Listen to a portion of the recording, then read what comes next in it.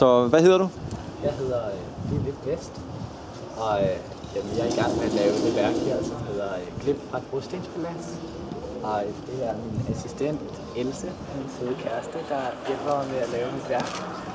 Så ja. Og Glimt fra et Brostenspalads, hvad handler det om? Jamen, altså det handler lidt om, jeg vil gerne vise skitsen, for det er jo ikke så langt. Men det handler om 5 figurer, som I kan se i billedet her. Soveren, som er den store, der er ved at komme frem heroppe på værket. Så er der pynteren, som er den lille med sløjfen. Og så er der skramleren, som er den lange med hatten. Og så er der poeten her. Og hernede er byggeren.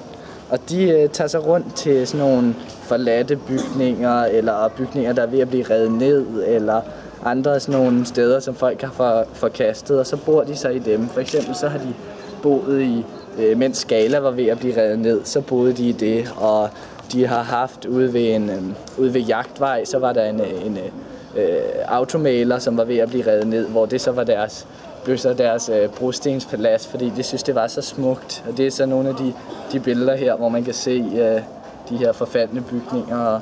Og her kan man se deres egen swimmingpool, som er ude i et industrikvarter om bag fisketorvet. Så er der sådan en masse store huller med noget spildevand, som de synes var rigtig godt at bade i. Så altså, man kan sige, det handler rigtig meget om deres eventyr rundt, og hvordan de ser sådan potentiale i alle de her ting. Ja, og så indbyrdes, så har de jo sådan nogle forskellige historier. Skramleren for eksempel, han render rundt og samler på mærkelige ting. Han kan godt lide at finde, han har for eksempel fundet den her bowlerhat et sted, og han kan godt lide at finde alle mulige ting, og så har han sådan en lille kasse med alle hans ting. Og soveren, han kan bare rigtig godt lide at sove. Og egentlig når alle de andre laver noget, så sover han. Men for eksempel så i det her billede, så har han gennemgået en udvikling fra tidligere, fordi han har kun et øje lige nu. Og normalt så har han 2 øjne, og normalt ser han altid træt ud. Men der skete simpelthen det, lige før det her billede, så skete der det, at han opdagede, hvor mange timer han havde sovet. Og så blev han helt ked af det, fordi alle de andre, de havde lavet alle mulige sjove ting, mens han havde sovet. Og så besluttede han sig for, jamen kan man ikke bare lave en masse sjove ting, samtidig med at man sover. Så nu sover han altid på det ene øje, og er super frisk på det andet øje. Så det er derfor, det ligner, at han kun har et øje. Så, men altså, sådan er der alle mulige historier om de forskellige figurer. Laver du så de figurer de steder der, hvor du har vist os? Altså tegner du dem i de forladte huse der og sådan nogle ting? Jeg har så jeg har nogle små klistermærker, fordi det er meget let. Altså jeg kan godt lide at have god tid til, hvis jeg skal lave et værk, ligesom et murmaleri eller et maleri på lærred, så kan jeg godt lide at have god tid.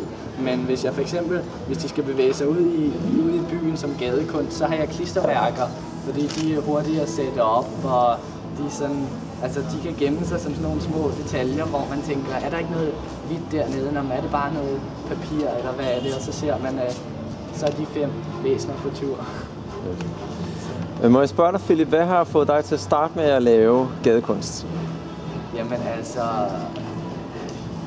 kunst for mig generelt, det er virkelig meget, det tror jeg, det er den ultimative tilstedeværelse, fordi det er så meget et statement om, her er jeg, og jeg er et individ, og det her er mine tanker, og det er også man blotter sig også, fordi det er også alle mine mangler, og det er alle mine bekymringer måske, og sådan. Så jeg synes faktisk, det er den ultimative tilstedeværelse, fordi det er så meget, man er så åben over for alle andre, og man skal være meget, meget åben, hvis man laver kunst. Så man kan gå i dialog med beskueren, så folk kan få noget ud af det, så vi ikke bare står og spiller en masse maling på ingenting. Fedt. Og hvis nu møder en ung på Vesterbro på 13-17 år, hvad vil du sige til ham eller hende, hvis han havde lyst til at starte med at lave gadekunst? Hvad vil du så give for nogle gode råd? Jeg tror, at det allervigtigste, det er, at man skal gøre det. ligegyldigt hvordan din teknik er. Altså der er rigtig mange, der går virkelig meget op i, når man, så siger de, jeg kan ikke tegne, jeg har ikke lært at tegne, hvis jeg tegner et hus, så bliver det skævt, eller så er perspektivet ikke rigtigt og sådan. Og det tror jeg bare, man skal sige, ja, op i røven med det. Bare gør det, fordi min teknik har aldrig været særlig god, men jeg gør det bare, og så kan man bare gøre det til en del af sine ting. At det er ligesom, når det er dig, og der er ikke, du skal ikke prøve at være nogen, som du ikke er. Du skal ikke prøve at tegne ligesom Leonardo da Vinci eller Michelangelo. Du skal bare gøre det.